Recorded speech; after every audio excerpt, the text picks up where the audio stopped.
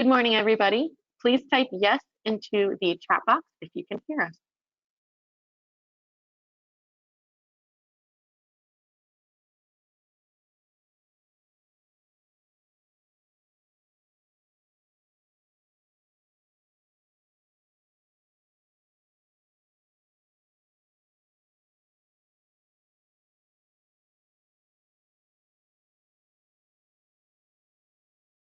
Alrighty, thank you for joining our webinar today, Social Media Strategies for Not-for-Profit Organizations During a Crisis. Today's program will be presented by Withum's Matt Pasillo. Before we begin, I have a few housekeeping notes. Materials for today's presentation can be found in the toolbar located on the right hand of your screen. At the bottom of the toolbar, you will see a question box. All questions pertaining to the webinar content should be asked there. We will do our best to address them. Be sure to answer all of the polling questions to ensure that you receive CPE credits for today's session. If you happen to experience any issues with polling questions, please just make sure to pull your screen out of full screen mode.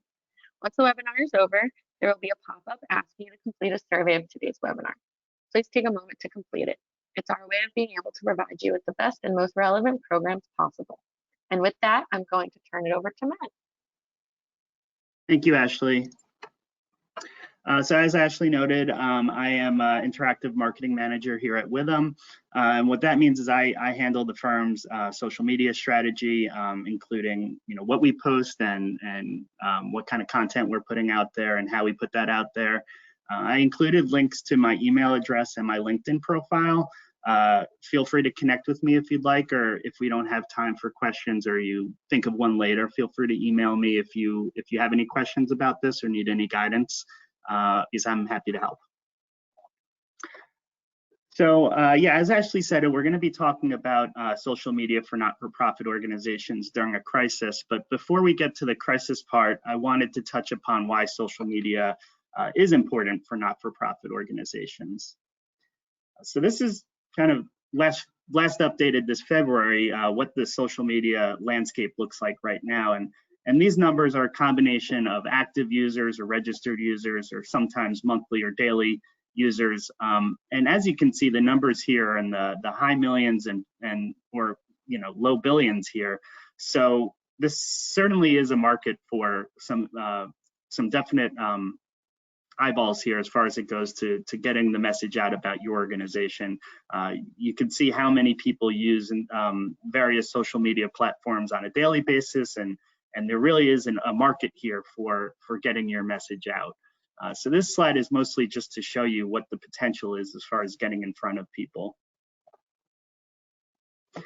And just remember, as far as it goes to your strategy, is one size does not fit all, and you do want to think about what's right for your organization. So those of you who do use social media might remember a few years ago, Snapchat was a pretty big thing, and we at Withum, we did discuss if this is something that makes sense for us, and we ultimately decided it really doesn't, because of the fact that social media is so much about being consistent and consistently posting things. And we realized that although we do a lot of exciting things like host events or attend events or go to conferences, and we do a lot of fun stuff as a firm as far as our videos and some of the internal events that we do, we really don't know that we had enough content that we could consistently be putting good fun information out there that is appropriate for Snapchat. And so we decided that was not a platform that really made sense for us, which ended up working out because most social media platforms offer some story type aspect to it now, such as Instagram and now even Facebook. So that did work out for us. But think about what does make sense for you. And you do want to have a strategy for each platform. And remember that they don't necessarily need to share the same tone. The example I like to use is that LinkedIn, how we treat LinkedIn and the type of content we post on LinkedIn is very different than what we post on Instagram. There might be some overlap, but overall we put a lot of LinkedIn is more appropriate for our thought leadership pieces and kind of what's going on within the industry and within the firm, whereas Instagram is something that's more casual and laid back, and we can talk about our office events, we could talk about our industry events. We can talk about the fun stuff that we do, and recognizing, certain fun days like, I guess intern day and various things like that, where we might not post some of those things on LinkedIn. So you do want to know what your audience is for each of those. We do see a slightly different audience as far as what our Instagram and LinkedIn followers, who they are, and where they fall age-wise, gender-wise. And so you do want to be aware of those sorts of things and appropriately post things. And just remember that it makes more sense to be strategic on 1 or 2 platforms than being inconsistent on 5. So for us, a while back, we tried Google Plus, and we never really got traction from that. And we ultimately realized this wasn't a beneficial thing for us. Strategically, it didn't make sense. We didn't have many followers. It didn't seem like, from an industry standpoint, that many other of our competitors were getting much out of this either. So ultimately, we decided that it didn't make sense to continue using that platform. And so you need to think about that too. I do think you should continue to try certain things. If Twitter or something does not work at first, maybe shift your focus a little bit and see if you can make it work. But if you ultimately realize that some of these platforms aren't working for you, it might make sense to just move on and focus instead on the ones that are. And then on a social fundraising perspective, these are some really interesting and important stats to keep in mind. So one of them is that, a majority of decision makers say they never respond to outreach from an unknown person. However, if a common connection makes the introduction, decision makers are 80% more likely to respond. So if you think about how, you need to fundraise for your not-for-profit organization, you probably make phone calls or send out mailers. And if the person you're reaching out to has no attachment to your organization whatsoever, it's likely that they won't respond.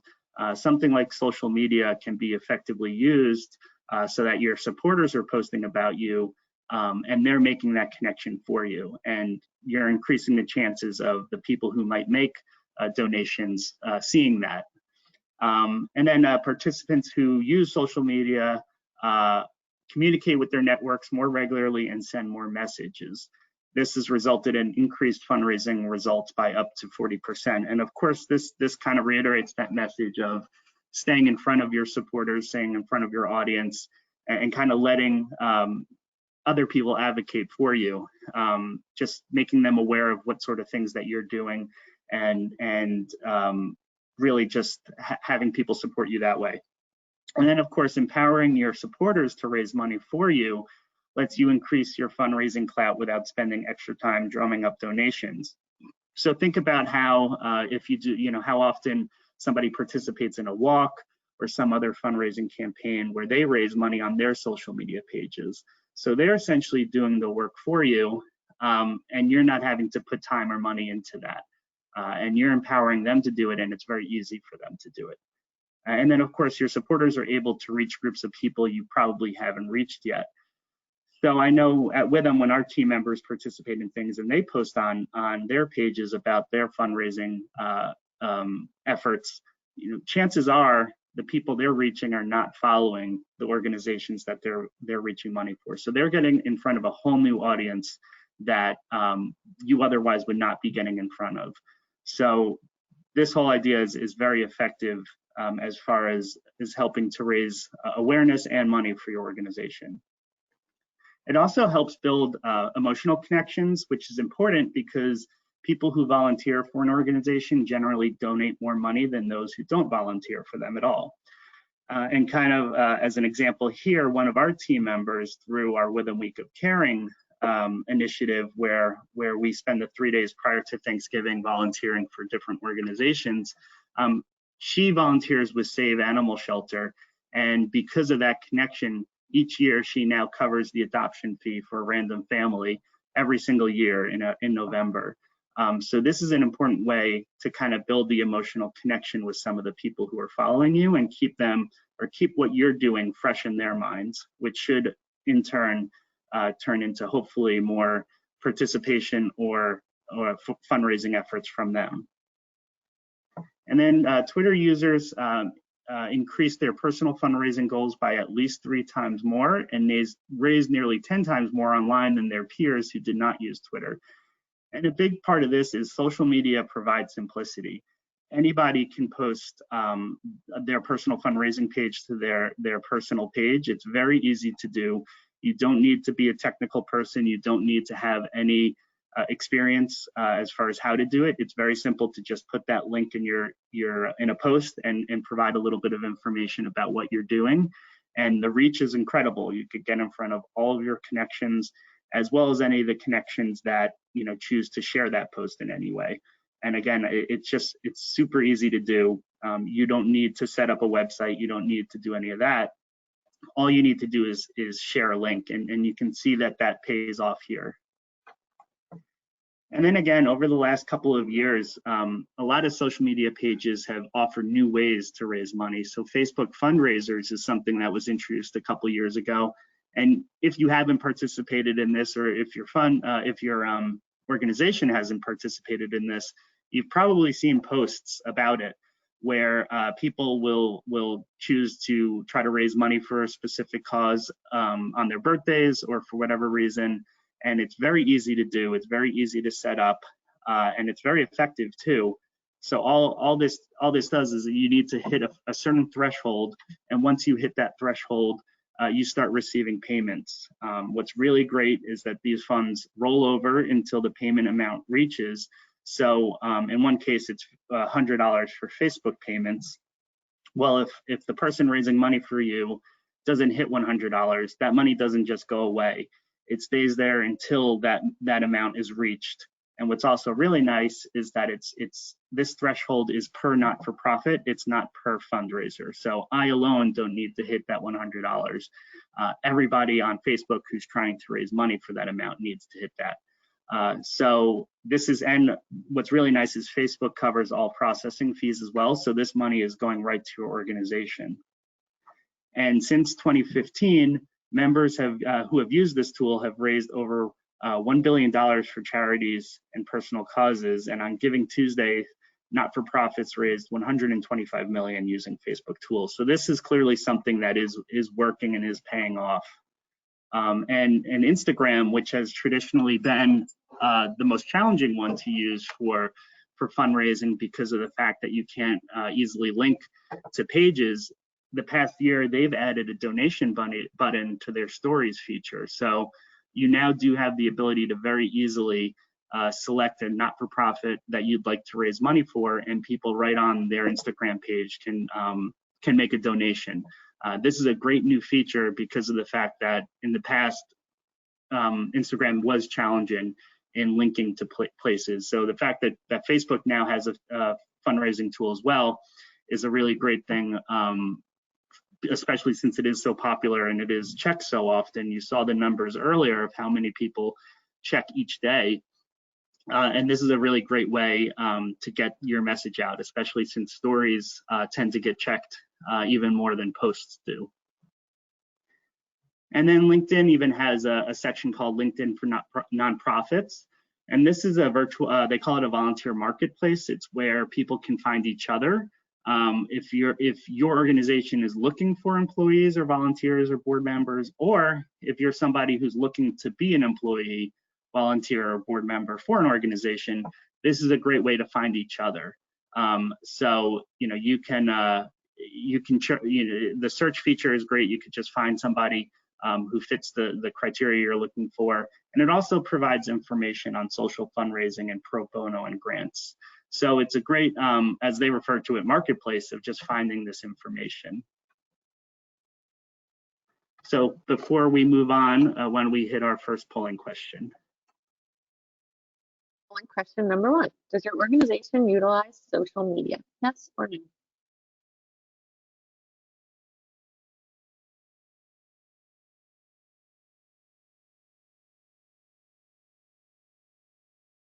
All right, and we will close it out in just 2 seconds. Make sure to get your votes in.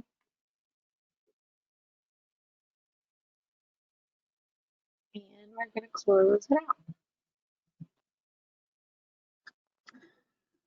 So thankfully, it looks like almost all of you are utilizing social media in some way, and hopefully those of you who aren't, you come around a little bit after this presentation. And if you do have any questions on how to get started, or you're not convinced on what the value is, or you have some further questions about that, please don't hesitate to reach out.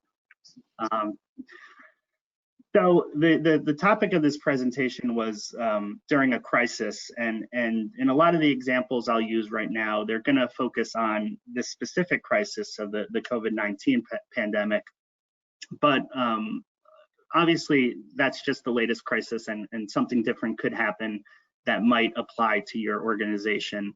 And I think a lot of what we go over will still be relevant to that. So even though some of the things I reference right now are going to relate to COVID-19, I think the messages still apply elsewhere. So what are we seeing on social media during this pandemic? So on the Withum side, some of the things that we've noticed is that social media activity has increased with people working remotely. We've seen a steep increase in followers. We've seen a steep increase of clicks to our website and people checking out our thought leadership pieces.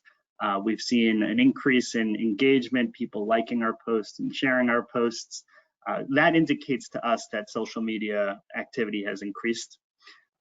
This makes sense. You know, people have a bit more flexibility and freedom working at home.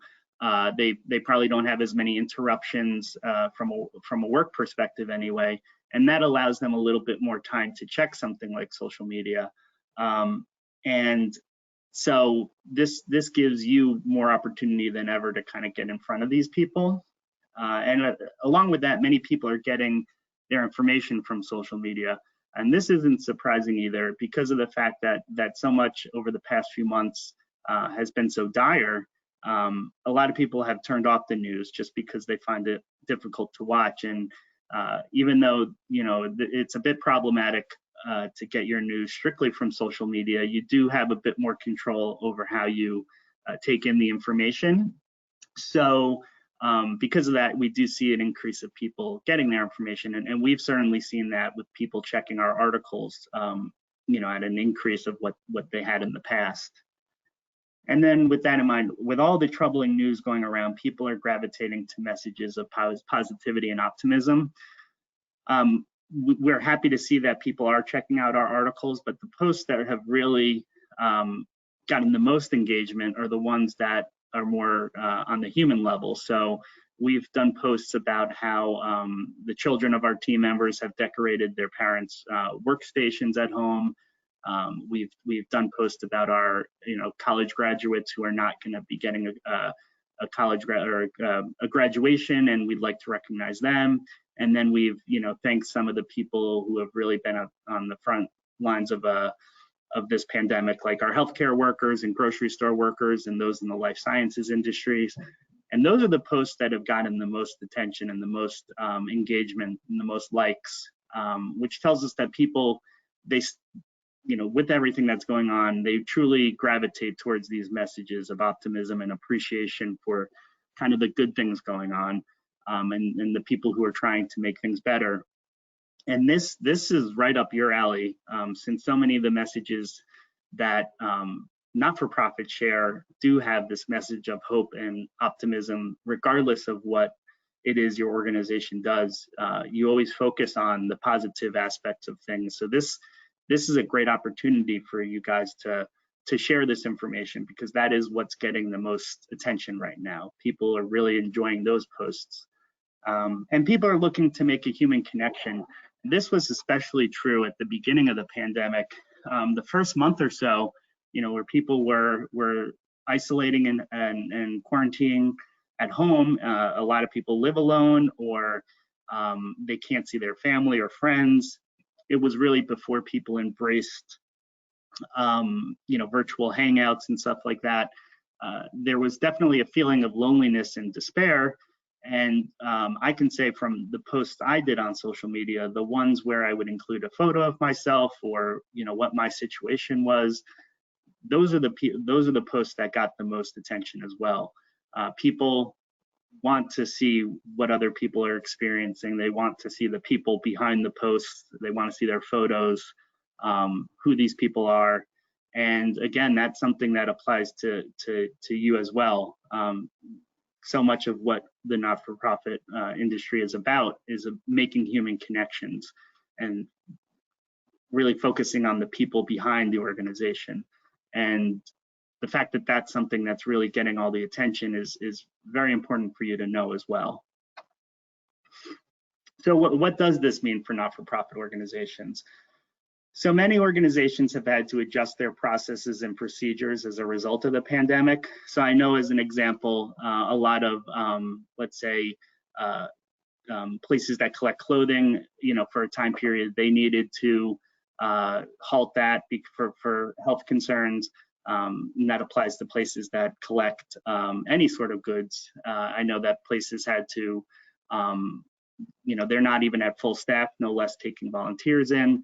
So a lot of things have changed, even if you're staying open. And social media is an effective way to alert followers with details on how your organization has been impacted. Although you definitely want to put all this information on your website, you're still relying on people checking your website. By putting it on social media, as long as they're following you, you're putting that information in front of them without making them take the initiative to find out more. So if you're in a situation, regardless of if you've had to shut down temporarily or if you're continuing operations, but things have changed, this is an important message to get out. You want to make sure everyone knows how your operations have changed. And if you are still active, you want to make sure that they know that as well, because places might be assuming that you've shut down. So to look at a couple of examples here, this is the Joseph H. Firth Youth Center. They're an organization that serves youth in Phillipsburg, New Jersey. I checked out their page and I really liked some of the posts that they did. This is from their Facebook page. So one of the things that they did close to the beginning of the pandemic is they did this post about how they will no longer be handing off lunches, books or school supplies, and instead they're going to be placed on the porch. And they explained the process and the reason behind it. So some of the things I really liked about this is they were detailed in their messages. They explained exactly how things are changing and what the new process is. They were very transparent about, why these changes have been made. I like that middle paragraph about how you don't need to take kids to receive the lunches. I assume that was probably the process in the past. And they're just explaining that we trust that this is for the children. We just need to be cautious of how many of the germs that are there. And I like that they kind of still made it personal, saying that they're going to miss seeing their smiling faces and little voices, but this is what's for the best. And they provide the hours of operation. They provide the phone number and email address of the person you want to reach out to if you have any questions. And they reiterate their commitment to helping people despite what's going on. And I also really like how they included some emojis to kind of lighten the mood a little bit and kind of make it a bit more eye-catching as well, which I think is important, because you do want to make sure people see this message and your eyes do kind of jump to these bright and fun images. And despite what's going on and how tragic it all is, it does kind of accentuate that message of optimism too. The hearts and everything like that gets across that message. So I really liked how they very clearly, in detail, but not so much that you're turned off, explain what their new process is and what's changed, because that is all very important information there. And then a couple of months later, after the announcement was made that youth summer camps can resume in July, this was back in May, they posted that although this announcement was made, that they had not yet received the new guidelines, and because of that, they are not going to be accepting applications at this point, because they need to make sure that they're able to do this safely with everybody's health in mind for both the children and their staff. So again, I really liked how transparent they were in everything and how detailed they were. And this was important information too, because an announcement had been made, and I'm very sure that a lot of parents were excited about the fact that summer camps would now be open and that they could bring their children there. And they were able to address that immediately and say, you know, this announcement was made, but we're not at the point yet that we can accept applications. And here again, they provide information on how you can get more information by signing up for their newsletter. They provide the link there. And then they end it with a nice little message thanking people for their patience and understanding while navigating through these uncharted waters together. So that, again, connects everybody together. We're all experiencing this together, and none of us are really sure exactly how to proceed. You know, we're all learning kind of as it's happening. And again, with the nice heart there to kind of make the message a little bit more personal. So I really liked what they did there, kind of addressing what's going on and making it clear where they stand and what's coming next and how to get more information. Another thing they did was, you know, this is probably about a month or so after that initial post, I guess a couple weeks after their initial post, where they made some updates to their services after realizing what's working and what wasn't working, which I thought was a great idea. So they, as time went on, realized that there were certain needs that they might not have been addressing, and they had to make alterations. So one of the things I really liked was that they were made aware of the fact that seniors were having trouble making copies of applications for colleges and scholarships. And they're providing information here on how they could help with that. And they're also aware of the fact that not everybody has a home printer, so people might not be able to print various things. So they provide information on how they can help in that regard as well. And they offered this to college students as well, who were forced to come home from their campus. And then they provide just some updates on other things like their food services and their school supplies, things that might have changed because of the fact of what they've learned or how the situations might have changed. So this I really liked is because of the fact that they recognized what was working and what wasn't working and what new issues might have arisen that they didn't anticipate. And they address it all in this nice long post, which, you know, this was a long post that I kind of broke up just to fit on the slide. But I think as you read it, it's not something you're turned off by, because again, they're making it very helpful information, and they are continuing to kind of grab your attention with the emojis and just the nice messages and showing how they're here and they care about the health and well-being of everybody, but still want to be a service to everyone too. So I thought that they did a really effective job of that, and being very transparent and, you know, showing that they're here to help. And I particularly like the parts about offering to help with print services and copies, because again, that's something that they might not have thought of immediately when this happened, but now realize, you know, students have lost access to copy machines and printers, and they might not have that accessibility to that at home. So just being aware of that. And with that in mind, you also want to communicate how your followers and supporters might have been impacted. So NAMI, which is the National Alliance on Mental Illness, did a couple of really great posts.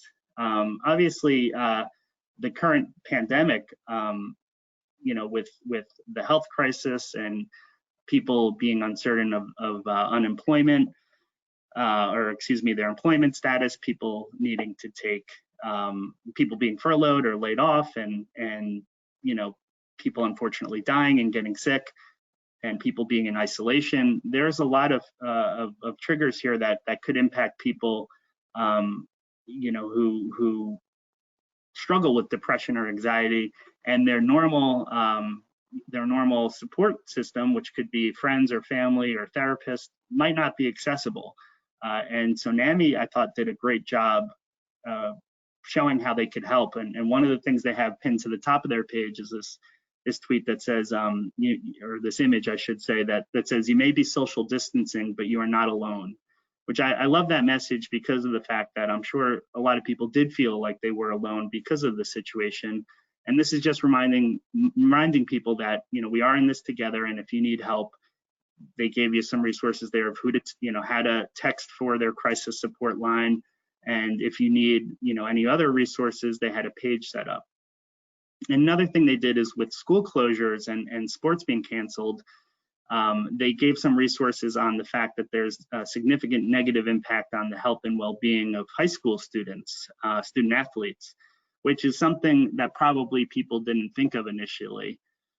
With schools closing, you usually jump to, the education aspect of it and how you're going to do that effectively, but you don't think about the fact that the lack of sports might be having an impact on people. So I liked how they brought this to the forefront and brought attention to something that people might not be thinking of. And of course, with the very sad news of what's going on, with a lot of racial injustice, they did a great story here on how patients can cope with racial trauma, since that is a very big thing going on, constantly, but it's in the forefront right now. So bringing attention to some of these things that are in the news and showing how this is more about how your followers have been impacted by everything, and not even inwardly focused on what's going on with the organization. They're recognizing how people who might follow them, what they might be experiencing, and offering resources that they could perhaps get some help remotely. And similarly, Community Food Bank of New Jersey, even if they remained open and continue to provide food service, a lot of people might have to stay at home because they're quarantining. So they did a really nice job of explaining how you can still get immediate food assistance remotely. And they did this through some again, very eye-catching graphics that were easy to follow. They provided the link, some numbers to call, and then some resources to check out. So again, they're recognizing that people might not be able to stop by their facility to get the usual assistance, even if they are open. People might still be isolating, and because of that, here's a way that you can get help otherwise. And then what they also did is they shared something that the Department of Human Services was doing. They were doing a live Facebook Live video to kind of learn more about the program, how their programs can help, which is a great reminder that you can utilize free and convenient live streaming tools like Facebook Live. Most of the social media platforms at this point provide some sort of live video function, and they're free to use, and there aren't many limitations. I believe most of them allow you to go at least an hour. So there's a lot of capabilities there, and what's really great is this is a way to, again, allow people to see the people behind the organization. I know at this point most organizations probably are limited in who they can have as far as volunteers at their facilities. So this is a good way to kind of get in front of the people who are supporting you and remind them who these people are, the faces behind the organizations. And what's really great is even if you don't get a great attendance at some of these live videos, Facebook, for example, lets you save the video and you can post it on your page for later viewing. So I know at Withum, we've done a couple of live videos, and you typically do have people coming in and out.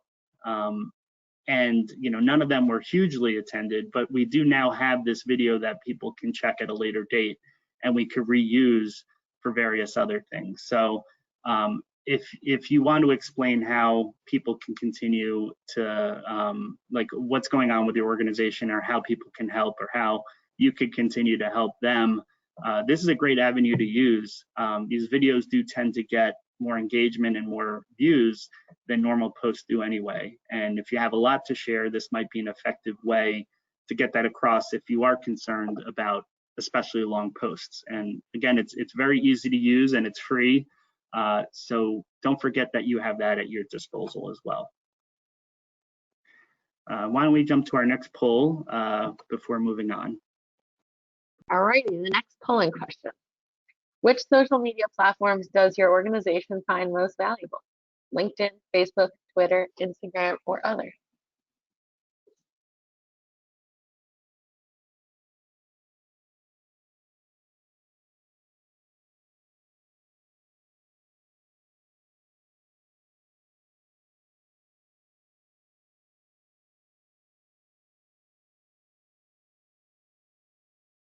All right, get in your votes. This is polling question number 2.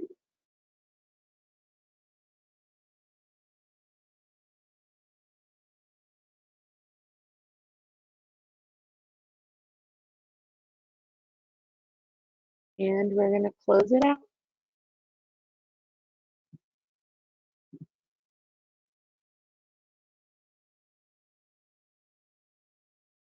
So very interesting. I'm not surprised. Facebook is a really great way for not-for-profits to get their message out. What's really great about Facebook is, especially when you do events and such, it's a great way to share those photos. You're not limited to an amount of photos like you would be on Instagram or LinkedIn or Twitter. So, you know, Facebook is a really great way to share what your organization's up to, and they're probably an especially easy way to share information. So if you do have employees, you do want to make sure that they're advocating for you. So as your page posts various photos or things, it's important to ask your employees and even your volunteers to share that, to get into a whole new network of people and really allow their followers to see what your organization's doing. So Facebook is a very effective tool, and you know, this isn't a polling question, but I'd also be curious to know if a lot of these organizations on the webinar right now, if you've utilized Facebook fundraisers and if you found that successful, because you know, I know that I've seen a lot of it. So to go back to that question of what does all this mean for not-for-profit organizations, and I kind of touched upon this a moment ago, but since many organizations are unable to utilize volunteers as a result of stay-at-home and social distancing orders, social media can be used to communicate how followers can continue to support your organization.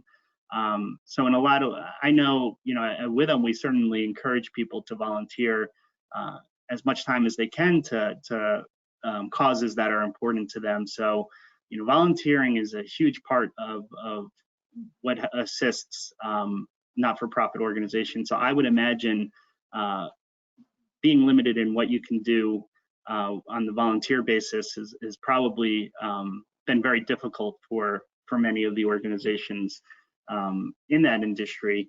But there are still ways that people can support, and I think people genuinely want to support, continue to support organizations. They just need a little bit of clarity, and social media is a really important tool in order to get that message across. So something Nourish New Jersey did, and Nourish New Jersey is a organization that provides solutions to hunger, homelessness, and poverty in Morristown, New Jersey. They did a really nice post at the beginning of the pandemic, in about mid-March. Again, they used this great photo of these flowers here that were very eye-catching, and they made it very clear how they were being impacted by this. And something that was interesting is because of the fact, you know, that their space is limited and their circumstances have changed, that they actually can't accept donated food or other goods at this moment, just because they don't have the space to store it. And that they've switched to take out lunches and pre-bagged groceries. And because of that, the best way for people to help would just be a monetary donation, so that they can continue to buy items on a day-to-day basis. And so then they provide a link to their donation page, and they make it clear that this might be changing eventually, but at this time they just need to do what's safest for their guests, the staff, and volunteers, and thank them for their generosity. So here, again, they were very transparent about why they can't accept certain things and what's changed and why it's changed and what they're doing right now, and explaining why it's important to receive those monetary donations so that they can continue to help the community in this different way. So I thought that was a really great way to get that across, and I thought they did an effective job of that. And the timing was really good too. It was right kind of at the beginning of all of this happening. And something else that they did, which I thought was very nice, is they talked about how one of their partners, which usually provides paper goods for them, donated 600 paper bags for them to deliver, or to them to fill groceries with. And what I really liked about that post is that it might make people think about other ways that they could help if they're unable to make that monetary donation, because as I kind of noted earlier, people unfortunately have been furloughed, or they might have been laid off, or they might have had to take a pay cut. So people's financial situations have been maybe a little unstable or uncertain, and because of that, they might not feel comfortable making a financial donation, but they might think to themselves, I have paper bags, or I have something that might be useful to them. And this is something that people could reach out to the organization and say, I have this, would you need that instead? I know, as an example, corporate partners who may have bought things planning to go to events or conferences may be looking to get rid of material. And so this post about how that they received a large donation of paper bags might be making people think, oh, I can help in this way instead. And I'm not sure if that was the intent behind that post, but I saw that and I thought to myself, oh, there are other ways you can still help if you can't make a financial donation. And another thing they did is this nice graphic of different ways that they've looking to help people despite what's going on. And one of them is, that they gave bikes to essential workers. And again, somebody might look at that and say to themselves, I can't make a donation, I can't volunteer, but I do have a bicycle I haven't used in years. Perhaps I can donate that. And again, I'm not sure if that was the intent behind the post, but these sorts of posts do get people thinking about other ways they can help if they're limited in what they can typically do. And then, of course, don't forget about your corporate partners. So something that they did is they posted about how Rod's Steakhouse donated over 100 pre-prepared lunch boxes for their guests. And what they did is when they posted that, they tagged Rod's Steakhouse, which is a restaurant here in Morristown. And not surprisingly, Rod's then shared that on their page. And so they now got in front of everybody who Rod's follows and saw that, this is what Nourish New Jersey is doing. And hopefully those people saw that posts and are now aware of the fact that they might be able to help in some way.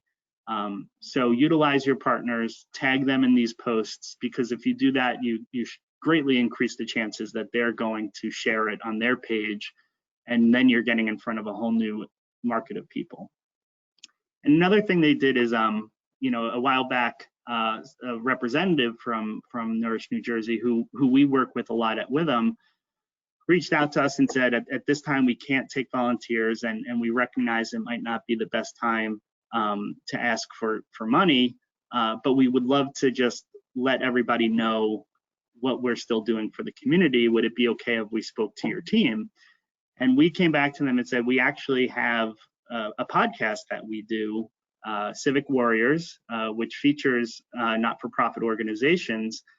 Would you like to appear on that? And they jumped at it, and they did a really great job talking about what their organization does, how they've been impacted by COVID, what they're doing now, how they're adjusting, how they've helped the community prior to this and how they'll continue to help the community. And, that gave us the opportunity to post about everything they're doing. And again, now our entire network of people, all of our followers, are now learning a little bit more about Nourish New Jersey and what they're doing during this time and what they've done historically.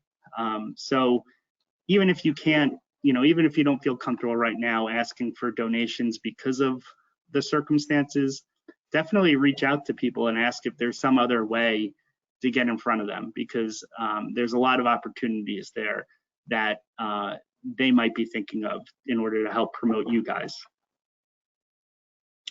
And then why don't we jump to our next poll?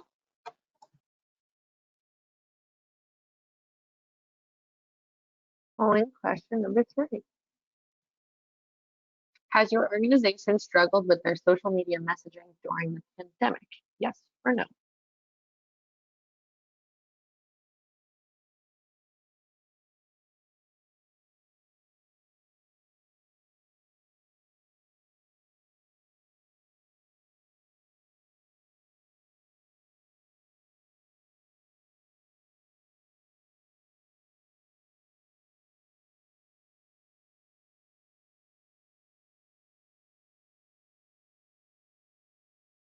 Alrighty, and we're going to close it out in just a second, get in those last minute votes.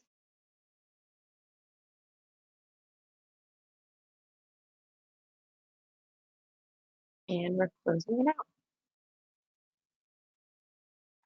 out. It looks like we're fairly evenly split here, with a little bit more leaning towards yes. And hopefully some of the things I've gone over and will be going over will help you with that struggle. And if it isn't, please don't hesitate to reach out or ask a question during this. There is a chat feature at the bottom. So please don't hesitate to ask a question, or like I said, reach out to me afterwards if I didn't address something that you would like to discuss. So for this final part, I guess that, you might be asking yourself, what happens if your organization's cause does not align with the current crisis?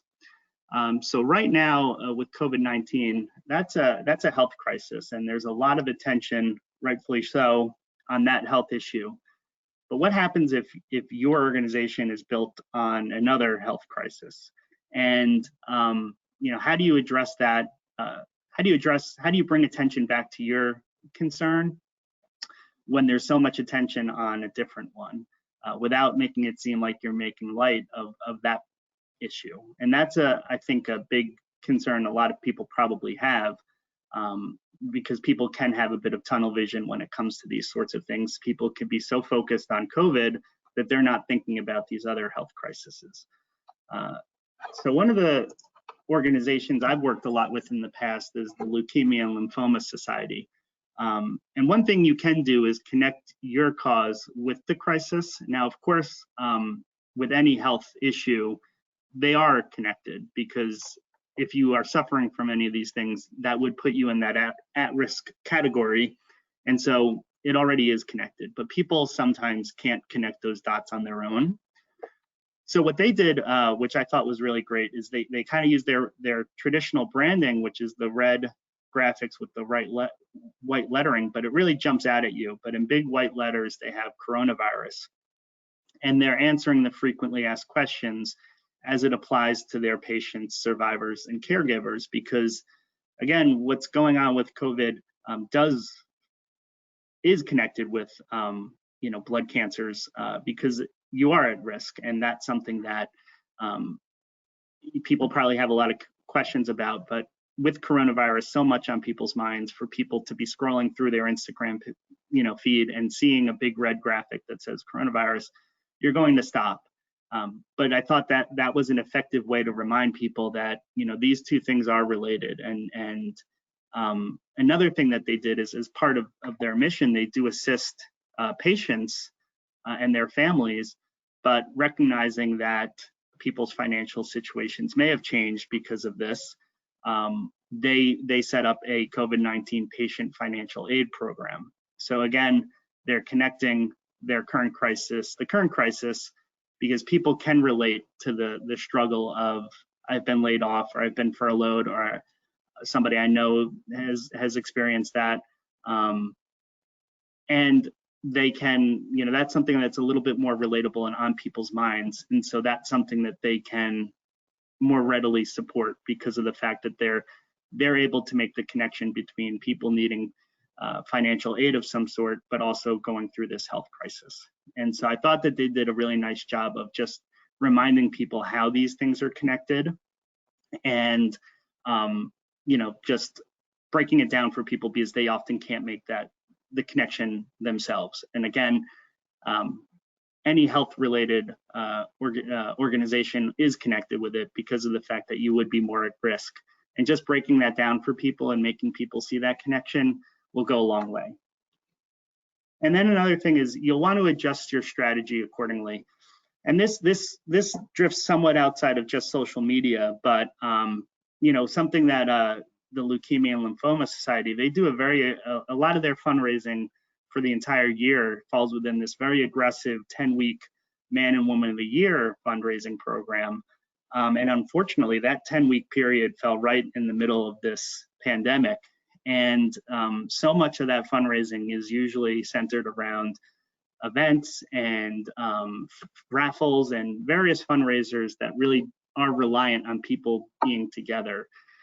And the fact that that was impossible during this has really forced them and everybody associated with the organization to rethink their strategy. And social media plays a huge part of that, because when you can't get in front of people physically, that's a great way to get in front of them virtually. And something that they did, which I thought was pretty smart, was, they typically wrap this all up with a grand finale, which is a very exclusive thing. It's, invite only for the candidates, their families and friends and sponsors. And that's another way that they kind of raise some final funds. Well, since they couldn't do that at a traditionally nice venue, they decided to make it a virtual thing, and they invited everybody. So all you needed to do is register online. And although they missed out on, the tickets they would have sold through registering for that dinner or getting tickets for that dinner, they opened up their available network, I guess, for those fun. They do auctions and different raffles. Now more people than ever had access to those things. So in the past, you were only restricted to a couple hundred people. Now you have as many people as you want who have access to this. So they really, and they have a signature cocktail and appetizer, and they provided instructions and recipes on how to do that. So they still made it a special thing where people could feel connected. They encouraged people to dress nicely. They really tried to make it as nice and connected an event as possible, despite having to be remote. But by doing this, they also just really expanded their network of people that could potentially help them raise more money. And then beyond that, we are at the beginning of the summer, and this is a time for a lot of people to be doing walks and other sorts of fundraising events that now they probably won't be able to do. And with that, we've seen a resurgence of some virtual type of fundraising things. So this is an article from Forbes about kind of some virtual events that are going on in place of these in-person events that have traditionally happened. And although they're referencing things like Zoom, keep in mind, Zoom and Teams and all those things are great tools, but you might need a license to do them. I know Zoom does have a free portion, but you're limited on the time that you could have on that. So in these areas, something like Facebook Live might be a great alternative, because all you need is a Facebook account in order to do that. And you don't have the limitations that you might where you need a license for something else. So think about how you might want to utilize those sorts of things and how you might be able to do virtual types of fundraising in place of these in-person events. And social media can definitely be a powerful tool in promoting those things or even hosting those things. And then you do want to also use this as an opportunity to clarify crisis-related mixed messages. So kind of going back to the tunnel vision people might have, when they're being hit over the head with a certain message, even though it might only apply to one particular cause, they might be applying that to everything. So something we heard a lot of at the beginning of the pandemic was, unless you fit into a very special category, you want to avoid going to the hospital. And the American Heart Association here, I love that they did this post, variations of this post, several times throughout the pandemic. So they just reminded people that thousands of people may have died because they feared going to the hospital during the height of the pandemic, and that if you have a heart attack or stroke symptoms, the hospital is still the safest place you can be. So, call 911, go to the hospital, which I thought was such an important message, because for so long we were hearing, unless, this is your situation, you don't want to go to the hospital.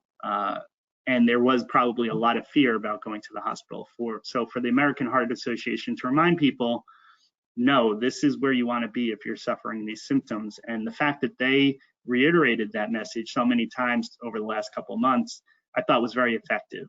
So if there is a message going out as it relates to the pandemic or any crisis that might conflict somewhat with what you're saying, you do want to clarify that, and you do want to clarify why. So you want to clarify any mixed messages. And then, of course, you do want to reiterate the importance of your mission. So the Ovarian Cancer Research Alliance here, they talked about how the number of new patients enrolling in all types of clinical trials has decreased 74% since the beginning of the pandemic. But despite that, they're going to continue doing their work because they're doing important work. And sometimes you need to be a little blunt too. They note that in this other tweet at the bottom, that ovarian cancer doesn't stop in a pandemic. So just because COVID's happening doesn't mean ovarian cancer is no longer a concern.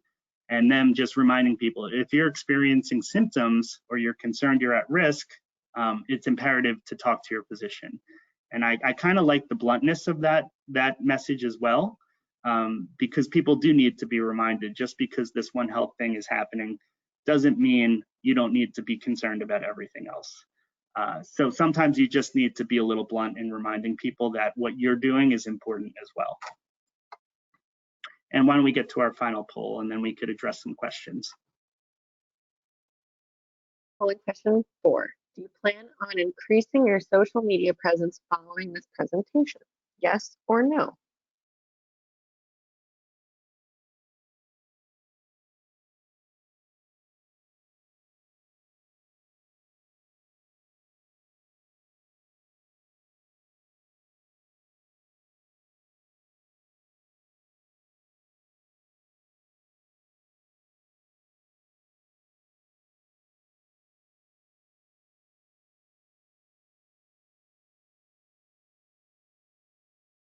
And we're going to close it out.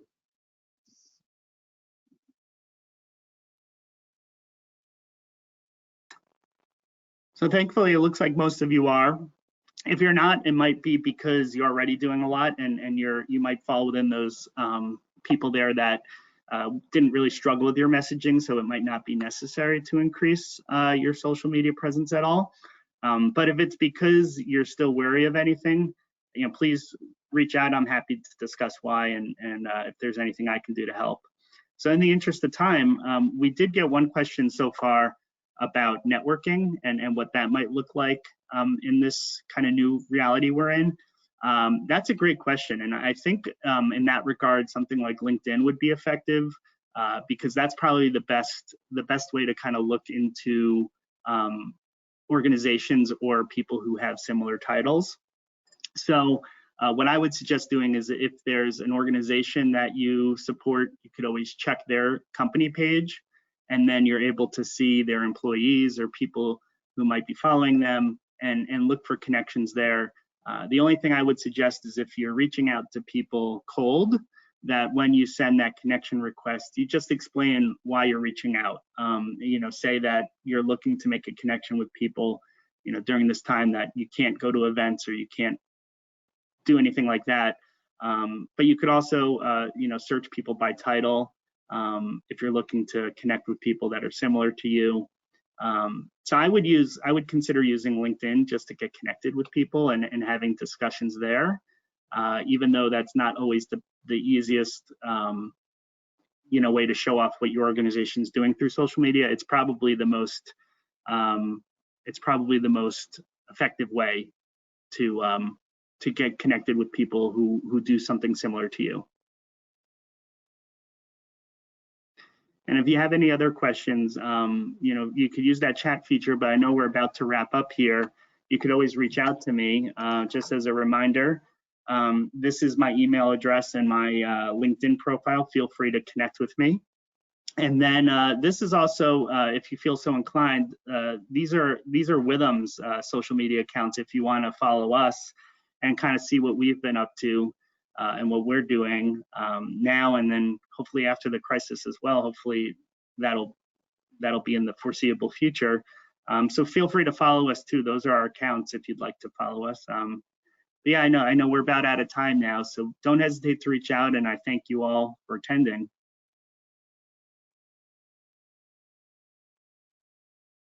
All right. Thank you, Matt. So we're going to wrap this up and close it out. Thank you, everybody, for attending today, and we will talk to you soon. Have a good day.